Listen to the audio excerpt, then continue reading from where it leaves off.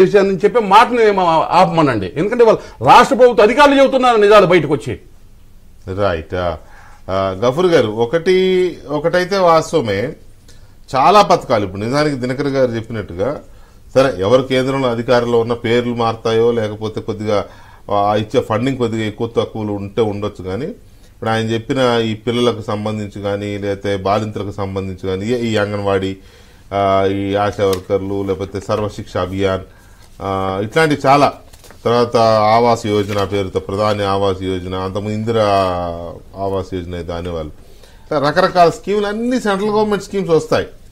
సరే వాళ్ళు ఎక్కడి నుంచి ఇస్తున్నారంటే స్టేట్స్ మళ్ళీ ఇచ్చే ఫండ్స్ ఇచ్చినా అలొకేషన్ అనేది అంతా కూడా సెంట్రల్ గవర్నమెంట్ చేస్తుంది కదా. అవి కూడా ఇవ్వట్లేదు కదా, అవి కూడా డైవర్ట్ అవుతున్నాయి కదా. ఇంకా అంటే ఇదంతా ఒక రకంగా చెప్పాలంటే ఇది ఒక ఫెయిల్యూర్ గవర్నమెంట్ అనాలా, ఫెయిల్యూర్ స్టేట్ అనాలా, కొంచెం ఇబ్బందిగా ఉంది దాన్ని రెండింటిని డివైడ్ చేయడానికి. ఫెయిల్యూర్ అనడం కంటే వాళ్ళకు కొన్ని ప్రయారిటీస్ ఉన్నాయండి. మద్యం ఎందుకు లెక్కలు చెప్పడం లేదు అంటే మద్యం లెక్కలు బయటికి రావడం ఆయనకి ఇష్టం లేదు, ఆ గవర్నమెంట్ కి ఇష్టం లేదు. కాబట్టి లెక్కలని తారుమారు.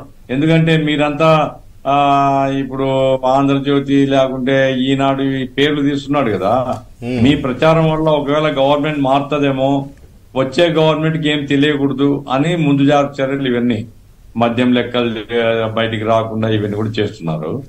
ఇప్పుడు రెండవసారి నా పాయింట్ ఏమంటే దినకర్ గారితో కూడా, ఇప్పుడు తెలుగుదేశం ప్రభుత్వం ఉన్నప్పుడు వెంకయ్య నాయుడు గారు అర్బన్ డెవలప్మెంట్ మినిస్టర్ గా ఉన్నప్పుడు మనకు లక్షల ఇండ్లు టిడ్కో రూపంలో మనకు సహాయం చేసినారు, అన్ని కట్టినారు.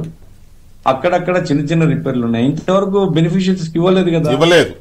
8 లక్షలు ఎందుకు అడగరు? సుమారుగా ఎందుకు సెంట్రల్ గవర్నమెంట్ ఎందుకు అడగదు? అరే లక్షల కోట్ల, ఇప్పుడు ఏ గవర్నమెంట్ ఏ పార్టీ కాదండి, ప్రజల ధనం అది.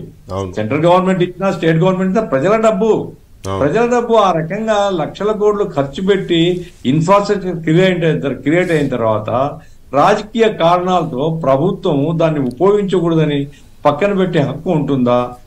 ఉంటే కేంద్రం ఏం చేస్తుంది? కేంద్రం ఎందుకు అడగదు?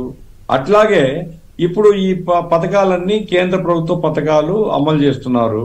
రైతు భరోసాలో ఇప్పుడు జీవిరెడ్డి గారు చెప్పినారు ప్రతి చోట జగన్ బొమ్మ వేస్తున్నారని. ఇప్పుడు జగన్ బొమ్మ ఇప్పుడు కాదు కదా, 4.5 సంవత్సరాల నుంచి చేస్తున్నారు కదా. 4.5 సంవత్సరాల నుంచి కేవలం రాష్ట్రం చేస్తున్నట్టుగా పబ్లిసిటీ ఇస్తున్నారు కదా. మీరెందుకు ఉపేక్షిస్తున్నారు? మీకు వాళ్ళకు మధ్య ఉండేటువంటి ఏమిటి ఫెవికాల్ పొత్తు ఎక్కడి వరకు ఉంది? ఈ రకంగా దోషము కేవలం ఇక్కడే కాదు, మీ దగ్గర నుంచి ఉంది. ఇక్కడ ప్రభుత్వం ఉద్దేశపూర్వకంగా ప్రతిదీ రాజకీయం అండి, ఇక ఏం లేదు, ఓటు కోసం చస్తున్నారు తప్ప. అరే ఇన్ఫ్రాస్ట్రక్చర్ క్రియేషన్ చేయడం, అట్లాగే జగనన్న కాలనీ, రాజన్న కాలనీలు పోయినాయి. ఇప్పుడు జగనన్న కాలనీలు ఎక్కడున్నాయండి? ఎక్కడైనా అసలు డెవలప్ చేసినారా? ఒక్క చోట లేదు, ఒక్క చోట ఇండ్లు కట్టలేదు. ఆయన పబ్లిసిటీ 100 కోట్లు ఖర్చు పెడతారు, పెద్ద పెద్ద స్టేట్మెంట్లు. ఇవన్నీ కూడా ఓట్లు, ప్రజల డబ్బులతో ప్రజల ఓట్లు కొనేటువంటి ఒక దుర్మార్గమైనటువంటి క్రీడ ఇక్కడ జరుగుతుంది. ప్రతిదీ తమ చేస్తున్నట్లుగా ఇక ప్రపంచంలోనే మేము తప్ప ఇంకెవరు లేరు అన్నట్లుగా భ్రమింపజేయాలా ప్రజలను అనేటువంటి ప్రయత్నంలో భాగంగా ఇవన్నీ జరుగుతున్నాయి. కాబట్టి ఆందోళనలు వస్తున్నాయి. ఎందుకు వస్తున్నాయి ఆందోళనలు? కడుపుగాలనుడు కూర్చోలేదు సార్, మాటలు ఎవరు నమ్మడు. నువ్వు ఏం చెప్పినావు, ఏం చేస్తున్నావు, అందుకోసం రోడ్ల మీదకి వస్తున్నారు. అందుకోసం ఉద్యోగులు, కార్మికులు ఆందోళన చేస్తున్నారు. ప్రజలు కూడా ఇక రాక తప్పదు. కాబట్టి ప్రభుత్వాలు ఇది ఉద్దేశపూర్వకంగా మోసం చేసే ప్రభుత్వము, దగా చేసే ప్రభుత్వము, కేంద్ర నిధుల్ని, రాష్ట్ర నిధుల్ని మొత్తం స్వయం ప్రయోజనాల కోసం కాజేసేటువంటి ప్రయత్నం తప్ప నిజంగా చిత్తశుద్ధితో ప్రజలను ఆదుకునేటువంటి బుద్ధి లేదు వీళ్లకు. కాబట్టే ప్రజల ఆందోళనలు వస్తున్నాయి, డబ్బులు మాయమైపోతున్నాయి, అప్పుల కోసం వెంపలాడుతున్నారు. అప్పులు వచ్చినట్టు కూడా ప్రజలకు ఏం ఖర్చు కావడం లేదు. రాష్ట్రం అప్పుల కుప్పగా మారుతుంది, ప్రజలు ఆకలితో అల్లాడుతున్నారు, రాష్ట్రం దివాళా తీస్తుంది.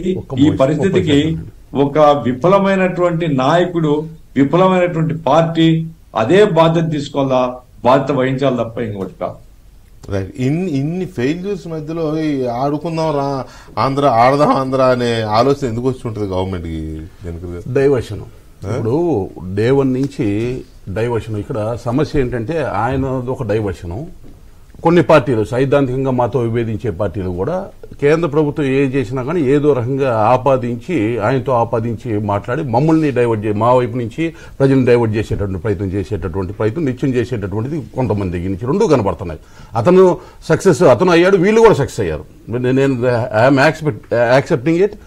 ఎప్పుడైతే ఇవాళ ఈ బండ్లు కొన్ని వందల బండ్లు వికసిత సంకల్ప భారత యాత్ర భాగంగా వచ్చినాయి, ఇప్పుడిప్పుడు జనాలకు తెలుస్తున్నాయి.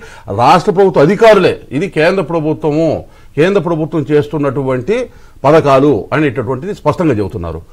మొన్న నేను ఒక గ్రామంలో కండ్లగొండ అనేటటువంటి గ్రామంలో అటెండ్ అయితే ఒక అతను బాగా ఎక్కించుకుని వచ్చారు. ఇది కేంద్ర ప్రభుత్వ పథకాలకు సంబంధించి ఏ విస్తరణ చెప్పేదైనా కానీ విద్య రాగానే జగనన్న విద్యా దీవెన అంటే పాతల పాట మొదలైంది ఆయనకి. వెంటనే అక్కడ ఉన్న డిఈఓ ఆపేశారు ఆయన్ని. కాదు ఇది కేంద్ర ప్రభుత్వం ఇచ్చేటటువంటి డబ్బులు సంబంధించి ఆ పాట ఆపు అని చెప్పి ఉన్న వాస్తవాలు చెప్పినటువంటి పరిస్థితి. కాబట్టి చాలా సక్సెస్ఫుల్ గా కేంద్ర ప్రభుత్వానికి సంబంధించి ఇక్కడ కలిపి చూపే ప్రయత్నం జగన్మోహన్ రెడ్డి కలిపి చూపే ప్రయత్నం కొంత సక్సెస్ అయ్యారు. భవిష్యత్తులో అది సాధ్యపడుతుంది. ఇప్పుడే దానికి సంబంధించిన అంశాలు ఒకటి బహిర్గతం అవుతాయి. సరే చూద్దాం. మొత్తం మీద ప్రజలకు మంచి జరగాలనేది కదా ఎవరికైనా. రైట్. ఇప్పుడు వాళ్ళిద్దరు వేరువేరా? ఎవరిద్దరు? BJP YCP. ఎవరి సర్టిఫికేట్లు అవసరం లేదు. ఒకళ్ళ సర్టిఫికేట్లు అవసరం లేదు. ఒకళ్ళ సర్టిఫికేట్లు అవసరం లేదు. ఎందుకంటే పదే విషయం వాళ్ళు ఏం మాట్లాడదు జనాలు తెలుసు. జీవి అండ్ శ్రీనివాసరావు, గఫూర్ గారు థ్యాంక్ యూ వెరీ మచ్ ఆ చర్చలో పాల్గొన్నందుకు. ఇది మా డిబేట్. మళ్ళీ రేపు